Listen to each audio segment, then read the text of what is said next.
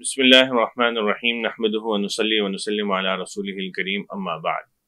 آج ہمارا مقصد بینک میں استعمال ہونے والی ایک پروڈکٹ مشارکہ و مضاربہ کا مختصر تعارف کرانا مقصد ہے۔ مشارکہ و مضاربہ بنیادی طور پر پارٹنرشپ کی دو قسمیں ہیں، دو ٹرمینالوجیز ہیں۔ مشارکہ وہ ہوتا ہے کہ جس میں سارے پارٹنرز انویسٹ کرتے ہیں اور پھر پروفٹ اینڈ لاس کی بنیاد پر کوئی کاروبار کرتے ہیں، اور مضاربہ میں یہ ہوتا ہے کہ انویسٹمنٹ ایک طرف سے آتی ہے اور دو پارٹنرز ہوتے ہیں، ایک انویسٹ کرتا ہے، دوسرا کام کرتا ہے۔ جو کام کر رہا ہوتا ہے وہ انویسٹمنٹ نہیں کرتا، جو انویسٹمنٹ کرتا ہے وہ کام نہیں کرتا۔ یہ دونوں میں بنیادی طور پر فرق ہے، ورنہ ہیں یہ پارٹنرشپ کی دونوں ہی قسمیں۔ ان کو شروع کرنے سے پہلے چند باتوں کا خیال رکھنا ضروری ہے۔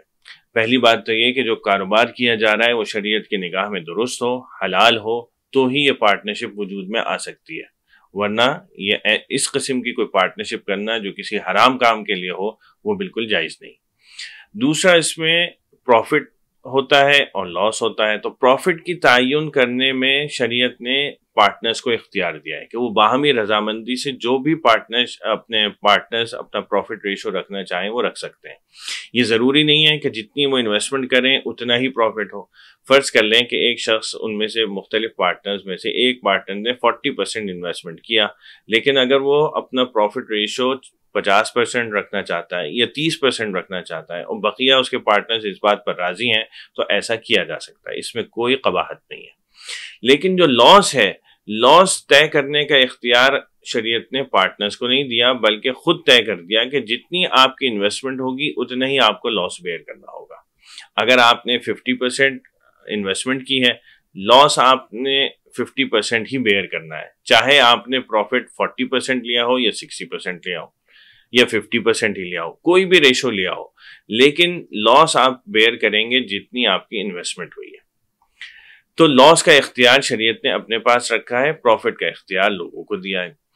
اسی میں ایک ضمن میں یہ بات بھی ہے کہ اور پروفٹ بھی آپ جب لیں گے جب ایکچوئل پروفٹ ہو، یہ نہیں کہ آپ پہلے سے طے کر لیں کہ مجھے اتنا % آپ کو دینا ہے۔ ہمارے یہاں معاشرے میں ایسا ہوتا ہے کہ ایک شخص مثلاً کاروبار کر رہا ہے کپڑے کا، جائز کام ہے، حلال کام ہے، کوئی شخص اس کو آ کے پیسے دیتا ہے کہ جی میرے پاس یہ 15 لاکھ روپے ہیں، آپ یہ اپنے کاروبار میں لگا دیں اور مجھے 15,000 روپے مہینہ آپ متعین طور پر دے دیجیے گا۔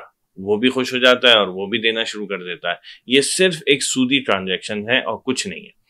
اس لیے کہ جب آپ نے 15 لاکھ روپے دیے تو اگر یہ کاروبار کے لیے دیے تو آپ اس کے کاروبار کے پارٹنر بن گئے۔ جب پارٹنر بن گئے تو آپ کو اپنے پارٹنرشپ ریشو طے کرنا ہوگا، پھر اپنا پروفٹ ریشو طے کرنا ہوگا، اس پروفٹ ریشو کے مطابق پروفٹ حاصل کرنا ہوگا۔ وہ 15,000 روپے سے کم بھی بن سکتا ہے، وہ 15,000 روپے سے زیادہ بھی بن سکتا ہے۔